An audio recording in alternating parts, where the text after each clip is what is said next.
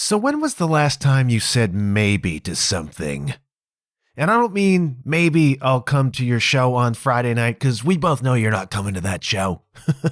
So don't lie to me, man.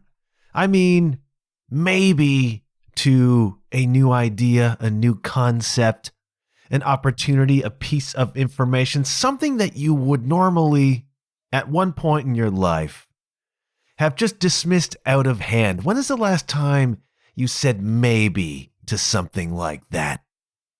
I've encountered that recently in my travels. It's on my mind.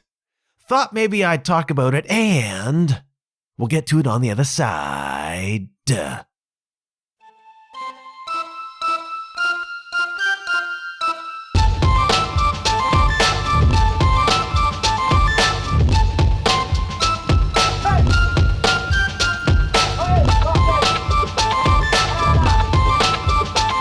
Hello, you're listening to the John Huff Podcast. Oh, yay. I follow this cat on Instagram called Phil Good, okay? Phil Good. You can follow him too, Phil Good Life, at your Instagram and elsewhere on the World Wide Web.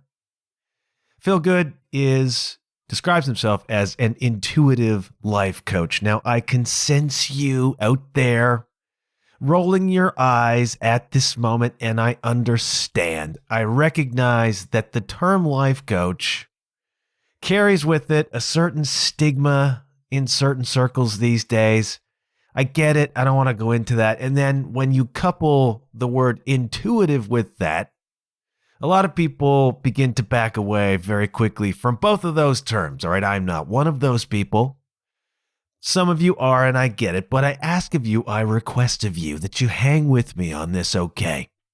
One of the things I do when I encounter something like a psychic or an intuitive or a tarot reading, anything like that that is esoteric, anything that is quote unquote woo-woo, what I do with that is, whether I believe in it or not, whether I believe in the person who is delivering it or not, what I do is I take the information, okay? Because it's just information.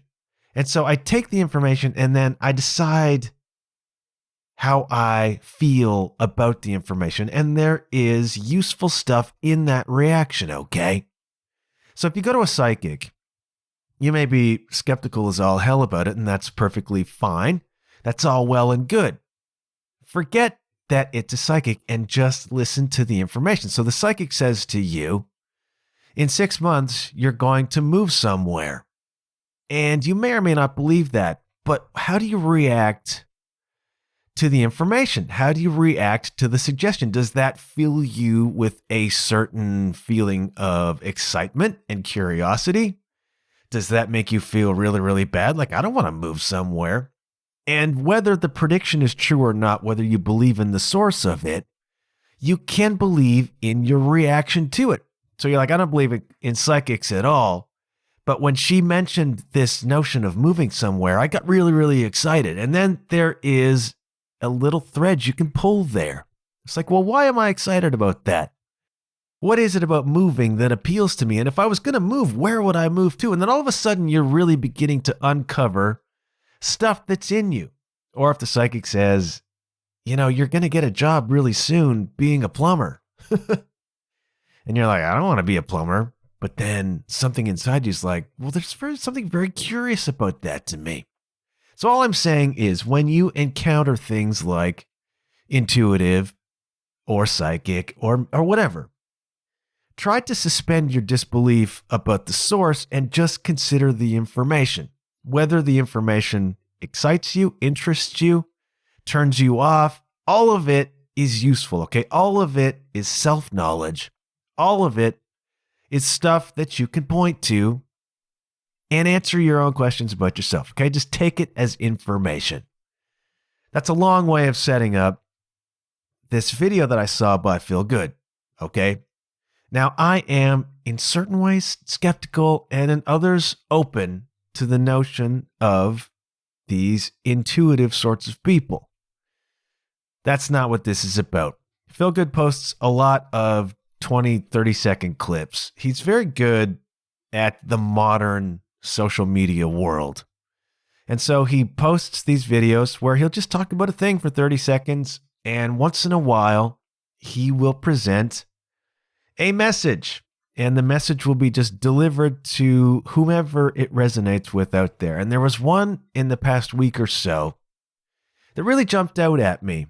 And the gist of the message that he gave was basically, some of you are coming to the end of a period or chapter or phase of your lives, which has been in motion for the past 3 or 4 years. And it's been arduous and it's been long, but it's been a process of working on yourself or working on a thing or both that seems to have been not getting you far. But you're coming into the end of this process, which has been a setting up of the next chapter or the next phase of your life. And in that phase, you are going to finally move into what is your dharma, what is your purpose, what is what you love, what is what you want to do. You're coming to the end of a cycle, and this cycle is preparing you for the next phase, and the next phase is a good one and an aligned one. Okay, and if you're me and you are something of a seeker and you respond to things like alignment and purpose and dharma, and you've been looking for a job and you've been trying to sort out just what on earth it is you're doing here and why, these are questions that consume me. And so I heard that little reading from Feel Good, and it resonated with me. It jumped out at me as feeling as though maybe it's intended for me, if you buy into the notion that things are intended from a source somewhere. I'm inclined in that direction, okay? The skepticism sometimes gets in the way of that. But I was really comforted by this message and really intrigued by this message that we're coming to the end of a cycle. Now let's go back in time. We're coming up on the end of a 4-year cycle for me that started with the pandemic. It started with the pandemic for everybody. Everybody had different reactions to the pandemic. In my case, it was a complete freaking ego breakdown. And then it's been since then a 3.5 coming up on 4-year process of working my way through that, understanding what it was, where it comes from, rebuilding myself as a response to that. And it has been arduous, okay? It's been really freaking difficult to come to terms with that anxiety, to try to understand where it comes from, to try to understand what to do with it, to try to develop this ability to let go and surrender and move into whatever it is life wants of me. I talked about a lot of this stuff on the podcast, and it seemed synchronistic to me that Feel Good would be talking about the end of about a 4-year cycle, which is, I'm in about a 4-year cycle. Whether I'm coming to the end of it, I certainly hope so. So much has changed. So much has changed about what I'm willing to allow, about how I operate in the world, about how I work much less from ego now, in all the ways that I've talked about. The timing of that and the fact that it came across my screen when it did was really, really powerful to me. But the crux of this episode, the response to that, is that when I listen to that, there is a cynical part of me, there is a defensive part of me, there is a skeptical part of me, there is a schema in operation in me that would normally have immediately said, oh yeah, whatever, dude. Like anything's going to work out. Give me a break. Like there is a cynicism that exists in me, traditionally, that I have cultivated over time, that would normally have reacted very negatively and with a sense of impossibility about stepping into another phase of life that's more aligned with my purpose here, whatever that is. But I didn't react that way. And that's the thing that's really got me curious, because when that was over, my reaction was, well, maybe. And you wouldn't think to yourself there's anything very profound in, well, maybe. But when you juxtapose that against, give me a break, dude, that's really a huge shift of perspective. And it was really exciting for me to realize that I had been presented with this information that the cynical part of me would have dismissed out of hand at a certain point of my life. And just the simple fact that I was open to this as possibility. That's a game changer, man. Okay, this is a softer version of what my therapist talks about, which is encountering a given situation, not with all the reasons this can't work or won't end well, but approaching a situation with, well, how can this work? It's a shift of perspective. It is a shift from defensiveness, guardedness, negativity, in that case, into a much more open and optimistic and allowing sort of approach to a situation. Now, if you are a person who can't quite get there in terms of how can this work out great, and then being on that track, the softer version of that is to say, well, maybe it can work out, as opposed to this is never going to work out. You're starting a podcast and you start with such optimism, and then over time that can be whittled away, or any sort of artistic pursuit, when you don't feel as though you're getting the sort of response and feedback and growth that you're hoping for. You can develop this kind of shell of cynicism. And so somebody says to you, well, keep going, the podcast could burst. And you're like, forget it, man. This cynicism and negativity comes in. And if you can't quite get to, well, yeah, it can work out if this, and this, and you take that, how can this work out great approach. If you can't quite get there, you can say, well, maybe. Just a simple maybe opens up so much. And I'm really hot to trot these days on this concept of how you react to things internally. So it is with, say, information presented by a psychic or by a random video on Instagram, just looking at your reaction to the information and what that indicates, right? And so there will be times when you are presented with an opportunity or a piece of information, you dismiss that out of hand, and then it feels really bad. It feels really bad. Now, there are certain times when somebody will present this to you, and you'll dismiss it out of hand and not think about it again because it's aligned to you, right? Trying to think of an example off the top of my head.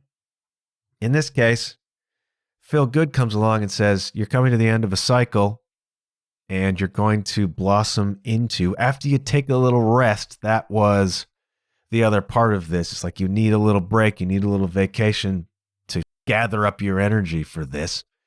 And that's kind of an interesting one for me, for reasons maybe I'll talk about some other time. The point is, sometimes you dismiss something out of hand. Like a band comes along and says, we need a drummer, and we're going to do this, and this. And if you have a layer of cynicism attached to you, or a layer of self-doubt, if it's something that you're frightened of, that schema that might pop in, that's a default reaction that you've cultivated to a circumstance. Without going into the deep psychology, because I'm not qualified to talk about the deep psychology, there's a notion in psychology about schemas, okay? Basically what happens is you're a kid, you're born, and as you're born and you enter into this world, you are suddenly presented with so much information as to be overwhelming. And so it would be actually throughout your adult life too. There is so much stimuli in the world, visual, auditory, whatever stuff is happening. To sort through all of that information bit by bit, bite by bite, individually would be exhausting, would take all of your mental energy, and you would never get anything done. So over time, internally, your brain develops schemas or patterns and then goes through life fitting new information into those schemas so as to make it much easier and more efficient to sort out. Okay? So you may have a schema that says, that's a cat. So every creature you encounter in the world, you don't have to stop and decide what that is. You've got a cat schema. And so when you see something that looks like a cat, you can say it's a cat and move on and not have to contemplate it. And that's a squirrel, or that's a dog, or that's a berry. And then things get deeper and deeper and deeper. There are abandonment schemas, which you get it inside your mind that people will abandon you. And that's probably the result of some childhood trauma. And you have other schemas, and it's just your brain sorting out huge amounts of information into streamlinable chunks. And a lot of times your schemas are wrong, by the way. You develop these things as a kid, and then you never question them, right? And so there was an interesting study that was done, an experiment. And the idea was there's two people like in an alley or on a street or something. And there's a really well-dressed person, and there's like a homeless person. And the really well-dressed person pulls a knife on the homeless person, right? And then as a later part of the experiment, they interviewed witnesses who didn't know they were part of an experiment. And a surprising number of the witnesses said that the homeless person pulled the knife on the well-dressed person. Why? Because they've got a schema. They've got an alignment, a schema in their mind that says homeless people are dangerous and violent. Upscale, well-dressed people are not. And so they actually reported the opposite of what happened based on their schemas. And we have schemas running all the time that tell us how the world is and how people are. And for the most part, that's very useful and helpful information. You've got a schema that says, look both ways before you cross the street. If you didn't, then you might not last all that long. But there are also a lot of deep psychological schemas that are simply incorrect, and I've adopted a bunch of them. Cynicism is one of those, traditionally, and it's just your experience and how you react to it over time. I'm not quite sure how I got onto schemas. In any case, reactions to things are important to me right now. And then recognizing that I had this more open and optimistic reaction to this message from a cat called Feel Good. And sometimes, as I say, if you get a piece of information or you dismiss it out of hand, you'll feel bad about it. A band comes along, that's where I was going with this. A band comes along, says we need a drummer. And you dismiss it out of hand for whatever reason. You've got this schema in your mind that says you're not good enough. That's one of mine, even though you probably are. And so you dismiss it so as to avoid having to deal with that discomfort and being in this frightening position of being not good enough and having to go through all that. You just dismiss it out of hand. But after you do that, you feel something inside.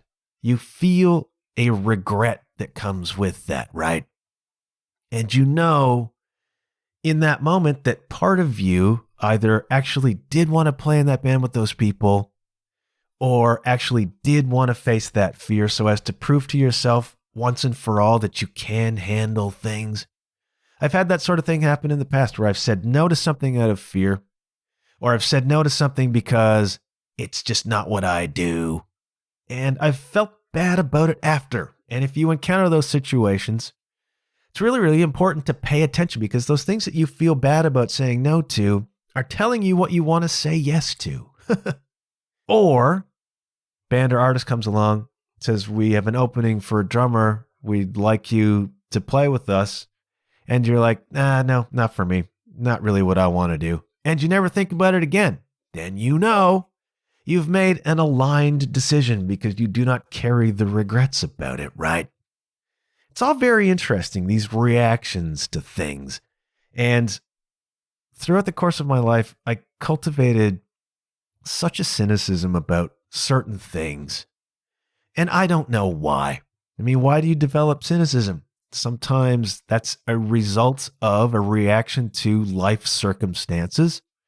Again, as a kid, you develop these schemas. Maybe you've been hurt. Maybe you've been let down. Maybe you've been abandoned. And so as a kind of defense mechanism against the world, you develop this cynicism and mistrust of things and this dark sort of attitude about stuff, because maybe life has borne that out for you, or sometimes it's a self-fulfilling prophecy. What you focus on becomes your world. And so if you approach the world with this dark kind of cynicism, then what you'll find is things to be cynical about. And then finding those things will just reinforce your belief that you need to be cynical. And this becomes this self-perpetuating thing. And a lot of people go through life with these ideas, with these attitudes, and never question them. And they get to where they get to. Sometimes people learn cynicism. A lot of people learn from their parents to be cynical or judgmental or whatever. It just becomes a learned behavior. And it's another thing that doesn't get questioned. And so they just go through life with this kind of judgmental attitude about people. You know, people like that who are just always negative about things. I encounter this all the time. I'm about to, later in this episode, talk about the new single that was released recently by Kitty. And just going through some of the online coverage of that and seeing just the bitter and negative and cynical and angry, really petty comments that some people make about the music. And that really riles me up. Like, it gets me angry. What dicks people are, especially online. But if that's legit and they are approaching life that way, where have they got that from? And why are they not questioning the cynicism, right? So maybe they've learned that behavior and they think that's how it is in the world. Maybe they've just got bitter jealousies that they are not strong enough to inquire about and confront in themselves. They would rather project that outward. Sometimes people act cynically just to be hip, right? That's a hip thing to do. They learn that from comedians. Comedians come in, and part of the comedian's job is to criticize things in a lot of cases, right? Or to be angry or to speak truth to power. And that's great and can be very, very, very funny. A lot of my favorite comedians are cynics, Lewis Black, Dennis Miller, etc. But people don't realize that in a lot of cases, that's a performance, right? So you're trying to emulate the funny comic you saw or whatever acerbic, cynical person you found on TV or a character in a movie or a character in a TV show. And it's not real. It's a character. It's a persona. So they develop this sort of cynical approach to the world so as to appear hip. And maybe they get some reaction to that. Maybe they get some class clown attention, right? I was that. And then they adopt that as their persona and then they don't question it anymore. There's a lot of reasons why people become cynical. But what happens to cynical people is that they're always disappointed. They'll say to themselves, I'm cynical, so I won't be disappointed. I expect nothing from anybody, but that's BS because they're always freaking upset about it, aren't they? And so you'll come into this world where you've got very hard lines. You've got things very cut and dried, and you won't open yourself up to a new idea or to a new notion. And what you wind up doing is cutting yourself off from all sorts of opportunities, potentially. Cutting yourself off from real growth, cutting yourself off from knowing people and learning new information and improving and growing. And maybe a lot of people don't want to improve and grow, and that's okay. But if you're a person who does, if you are a person who recognizes that there's just a lot of bitter feeling in your life, there's a lot of cynicism in your life, and you realize that that does not feel good, here is a way to begin to turn the tide on that just a little bit, which is simply to say, maybe. Now, there are situations where that is incredibly hard to do. Somebody says to you, you know, Tottenham Hotspur is really good this year. Oh, that's the ultimate crucible for an Arsenal man. Can you just say, instead of, are you high? How on earth could you even speak those words to me? Just saying, well, maybe they are, you know, there's a lightness in that. There's an openness in that. And this is the thing, because I think you want to be open. All right. I think happiness, opportunity, optimism, flow comes from being open. And when your approach to things is a hard no all the time or a hard dismissal all the time, you can't be open. And if you are closed, then I think you are just kind of building a wall around yourself and you're shutting out most of the world and all of the good stuff that comes with it. It doesn't mean that you're a blind optimist idiot, but it just means sometimes you can be too closed and you can be too cynical. And that has been me in the past, all right? I remember a scene from Married with Children, the great wisdom, the Tao of Married with Children. And for whatever reason, the Bundy family were in Vegas and they're at a casino and they were at the craps table or was it the roulette wheel? Whatever it was. For some reason, Kelly Bundy, the airhead, knew the number that was going to come up every single time. Maybe it was, I can't remember what game they were playing. So the dude would be about to spin the wheel or throw the dice, and she would just blurt out, 18. And it would hit on 18 every time. And so people are gathering around Kelly and betting on everything she says. And so it comes to Al, and they're like, Al, bet on it, bet on what she says. And Al says, you know me, you know my life, you know my luck. There's no way that is going to come out on whatever number it was. And of course, they call out the number. Point being, Al Bundy, you know my life, you know my luck. That's his schema. That's his approach to the world. And so everything goes wrong for Al Bundy. Everything is a bust for Al Bundy. And a lot of people approach the world that way. And so have I in the past. It became a meme in my own life that stuff doesn't work out for me. Because I got a lot of mileage out of that as a teenager. I got a lot of laughs out of that as a teenager. So it becomes positively reinforced. But just speak your life into existence, kids. In the beginning was the Word. And so if you walk around saying out loud what bad luck you have, if you walk around saying out loud how awful people are or whatever, and if you internalize that, things just don't go my way, even if it started as a joke, over time you begin to adopt this. Your subconscious does not know the difference between reality and what is vividly imagined. Your subconscious listens to you when you say this stuff, man. Suspend your disbelief on that. Say maybe to the idea that you speak your world into existence. Say maybe to the notion that your subconscious listens when you say negative things about yourself and the world. Think about how that affects you. And so if you are going through life and everything goes against you and everything sucks, and you are closed off to opportunity and you are closed off to new ideas, think about just saying maybe. Just to that extent, being open to possibility of this band actually being kind of cool for you. You know, if you feel inside that saying no upsets you, be open to this idea that there can be esoteric knowledge, that there can be something beyond what you see. And just feel the way that flows against, oh, that's ridiculous, dude, go away. Feel the way this openness flows. Or this is a new discovery for me, because my default setting was to be very dismissive, very suspicious, very cynical, very Al Bundy about a lot of things.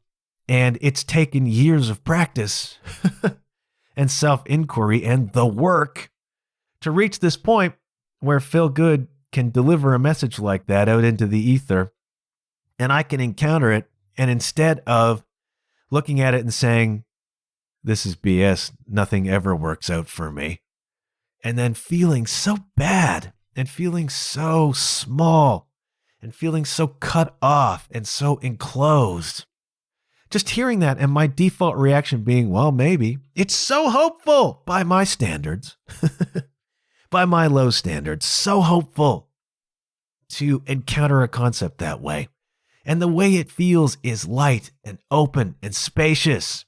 And so my encouragement to you this week in my roundabout way is to pay attention to what you immediately dismiss and how that feels inside and what that tells you, and to simply say maybe to ideas, maybe to concepts, all right? Maybe to possibilities.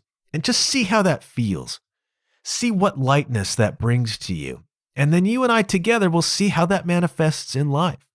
Having this more open, more optimistic, less cynical approach to the world, what opportunity does that bring? What does it open you up to try that you wouldn't have tried before? And then how does that take you in a new and positive direction? And then how does that become reinforced by positive experiences? Back in the day, I turned down gigs because I was too afraid to play them, all right? There was the schema that came in. I'm not good enough. This is frightening. I won't do it. Eventually, I had to say, well, maybe.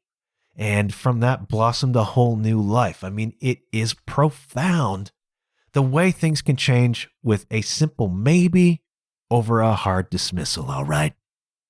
And as I say all of that, I want you to think about saying maybe to supporting me on Patreon. That was all just a subliminal setup for my Patreon plug. Very quickly, folks, there is a Patreon page for this podcast. It is patreon.com/JohnHuffPodcast.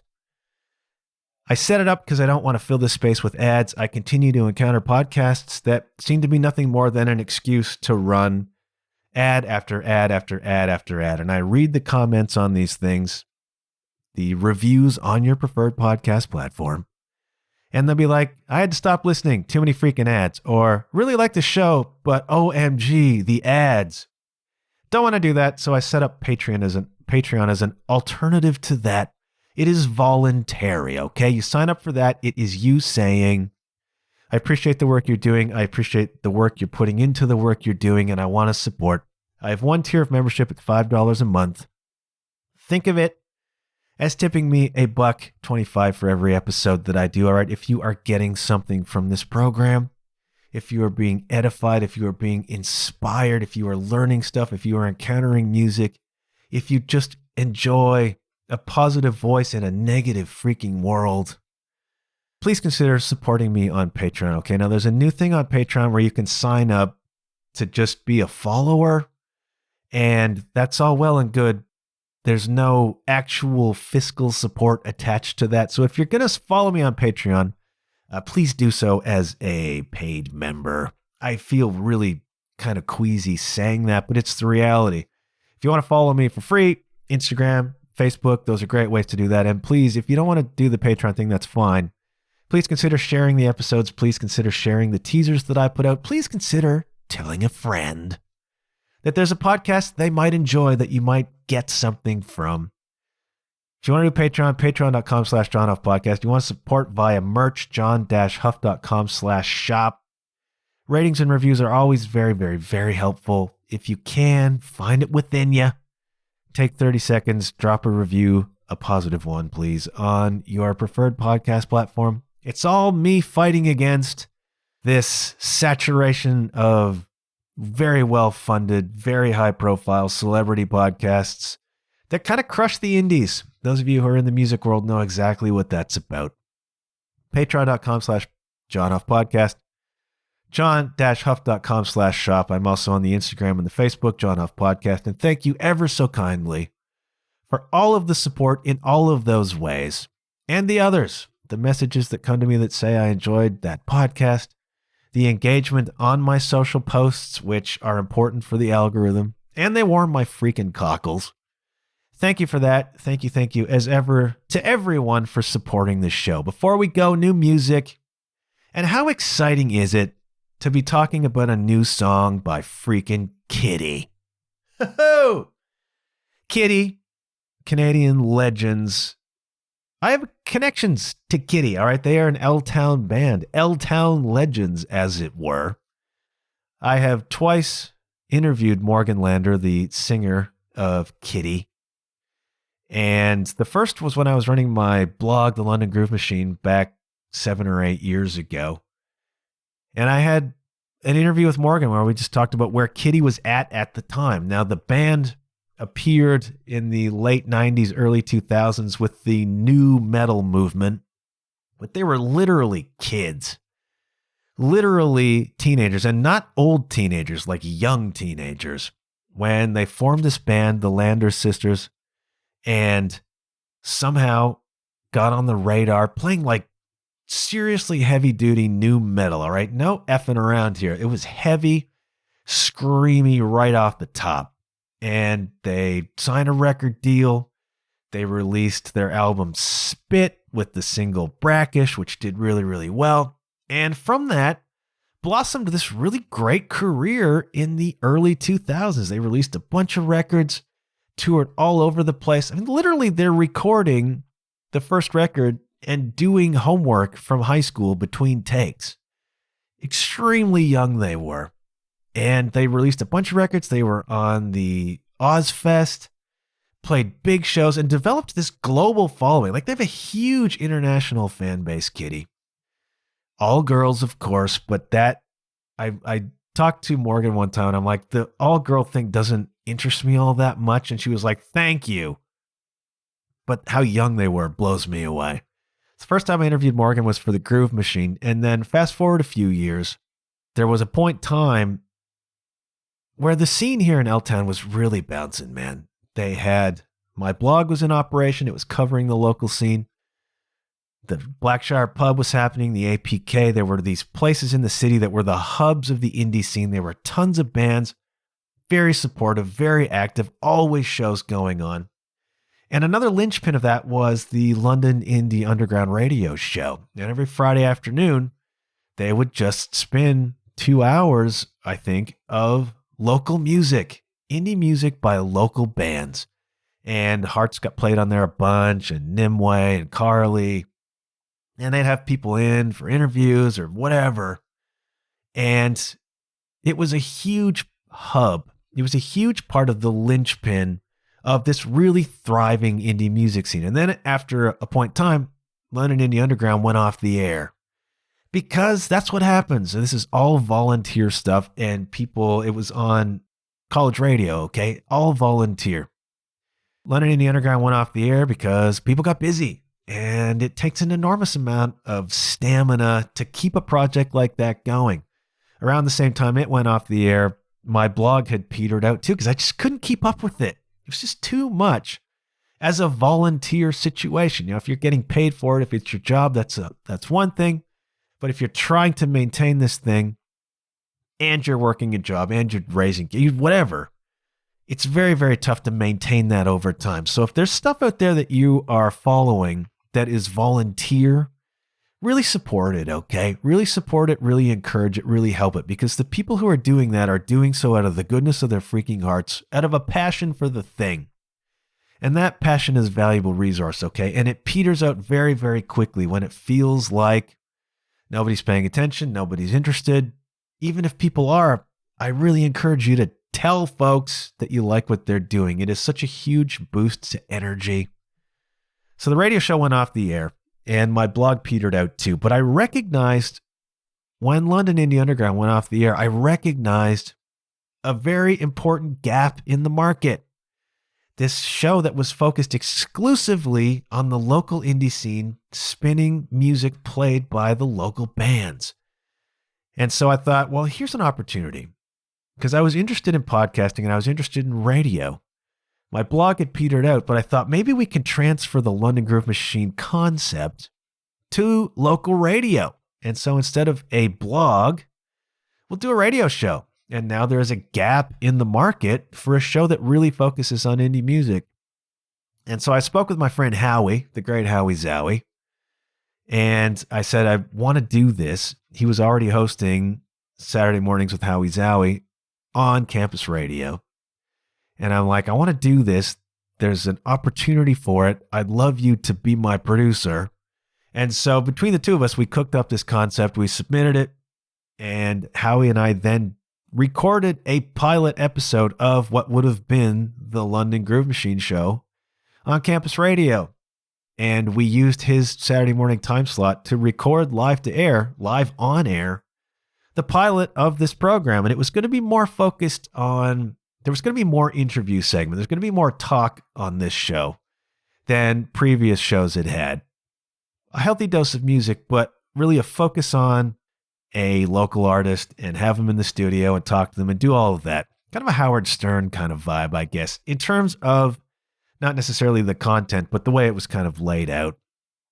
I wanted to do that, man. I wanted to be that radio DJ, man. Do the interviews. And long story short, Morgan Lander of Kitty was our superstar bang up pilot episode guest. So we got the studio. Morgan came in. We interviewed her. We played some music. We had a great time. And so I can call Morgan, I suppose, a friend at this point in time. I've also performed with Mercedes Lander, the drummer, when she was in the Alcoholies, Hearts Played with the Alcoholies. And Morgan's also appeared in 2 Hiroshima Hearts videos. She appeared in the 4 Steps Down video and the Spend Your Money video in the character of the devil. And so who better than Morgan to play that character? To close this part of the story, I will tell you that the radio station, in fact, really liked the pilot episode we did, but decided they would rather have student talent on air than public talent on air. And so they passed on the radio version of the London Groove Machine, which is one reason why this podcast exists. Because if I had got the radio show, I probably wouldn't be doing this. And so doesn't it all work out in the end? But it is with great affection that I can say Kitty has finally released a new song. I think it's been something like 13 years since their last record. Because they were really successful and really popular, but touring became very, very freaking expensive and difficult. It's one thing when you are a teenager or a young adult to be able to go on the road and do this stuff, and maybe you don't have the responsibilities, the expenses, but as you become older, into your 20s, maybe you're in a relationship, maybe you're married, maybe you have a house now, it's like the money works different.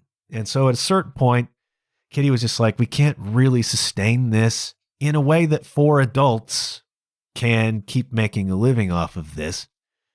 And so they stopped touring and they stopped releasing new music. They never technically broke up, but they stopped kind of being active. And Morgan talked about that when I interviewed her for the blog. And a little piece of that went viral because one metal website or another, I forget which one, but one of the big popular ones, kind of pulled out of context this quote about how touring was too expensive and they can't afford to make a living anymore. And they just pulled that out and presented it as Morgan Lander complaining about not making enough money. It's not what it was. That quote was in the context of saying we've had an amazing run. This has been fabulous. We're so grateful. It's been incredible for the past 10 years to be able to do this. And the point was the finances don't quite work now for us to be able to do it like we were, and so we're taking a break. But this website pulled it out. It was like, Morgan Lander's complaining and Kitty's broke. And it went viral, which is not bad for my website, I guess, ultimately. But most people weren't going back and checking the source. They were just taking that verbatim and then bagging on Morgan for being a complainer or whatever. And that's the way modern media works, kids. Do not believe everything you read, okay? Go back to the source, figure out the freaking context. Morgan's great, and Kitty went off the road for a little bit, but then they did a reunion show a few years back here in L-Town, which was just great and packed, all right? Packed out. I cannot emphasize enough the global fan base that this band has as pioneering women and pioneering teenagers in nu metal. And what sustains that band, what holds it up, is that the music is so freaking good. All right, this stuff, people are so quick to accuse people of gimmicks, and it's just the level of cynicism, the level of a-holery out there is really freaking maddening, and you got to protect yourself from it, okay? But this band was not a gimmick ever. This band was not some sort of circus act.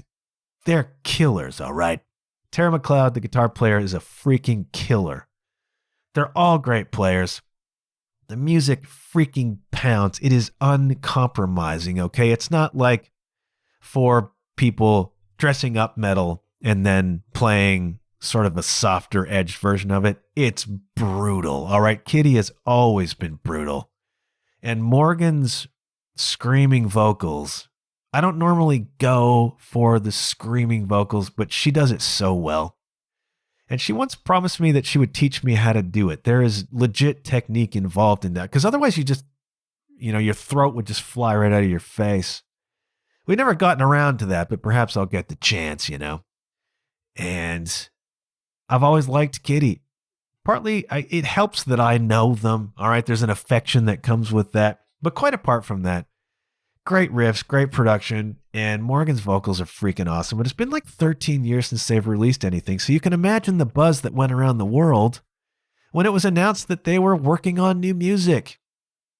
That new music, some of it has finally been released in the form of a single called Eyes Wide Open. Came out last week, and within a couple days had 100,000 views on YouTube because this band has a huge international following that's been waiting with bated breath for Kitty to reappear on the scene. And it's a freaking great song. And I don't know, I'll ask one day.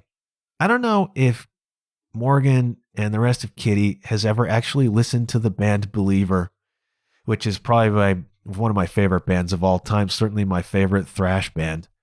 And there's so much I hear in this new Kitty song that sounds like Believer to me, which means it's got an old school thrash vibe at points, modern production, but just this heavy freaking riff and Morgan screeching over top. And it's not easy to make a screeching vocal like that catchy, right? She doesn't always sing that way. She has a clean voice that she uses as well. In this case, they're just like, we haven't been around for 13 years. We're going to crush your skulls open. We're going to pound. We're going to come out here and lay it down heavy. And they did. And Morgan screams through this whole thing. And the chorus is catchy. I mean, they do build choruses into these songs. And a lot of times with this style of music, you would get a clean vocal on the chorus, right? Screechy verses, clean vocal on the chorus, or vice versa. Nope. Straight up screeching. All right. We are coming in here to melt your freaking face. And they do. And it's really exciting. It's cool when a band returns. A lot of times the context is somewhat different, but we've had, the hair metal, quote unquote, the glam metal bands that I liked so much that disappeared for 20 years. They pop up with a new record and you hear it and it's like, it's not, it's not heavy anymore. It's trying to be something different. And it doesn't quite work. And you're like, okay, we still just want to go hear the hits. Kitty pops up 10 or 13 years later and just pounds your freaking face in. Just pulps you, man. And it's heavy as ever. And it's like they never left. It's like they didn't skip a freaking beat. They just popped up and crushed your face in. That is Kitty, Eyes Wide Open. All right, it's not going to be for everyone, but I'm encouraging everyone to check it out. If you're a metal fan and you've never really listened to Kitty before, get on the freaking train, man. Get in the sandbox. I'm really proud of them. I'm really excited for them, and I assume more new music is going to follow. They've begun to play some festival gigs. This is where all this comes from. The last year, all of a sudden, Kitty just popped up on a couple of festivals, and big ones, kids, all right? I'm not talking about your neighborhood park festival. I'm talking about we're in Mexico, or we're in South America, or we're in wherever, and there's 20,000 people, and we're just blowing your freaking heads off.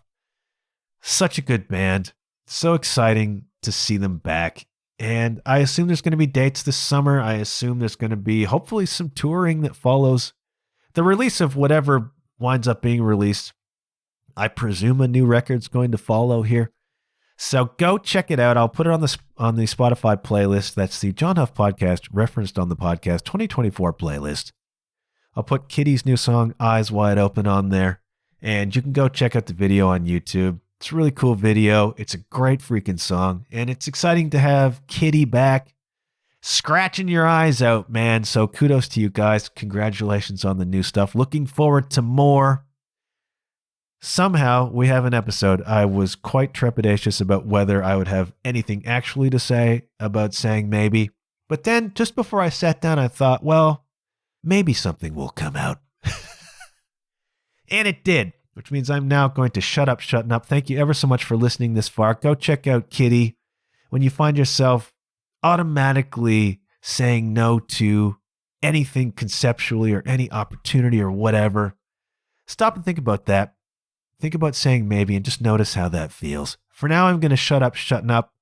Have yourselves a fine week. I'll be back with something next week. Until then, I'll check you later. Yeah.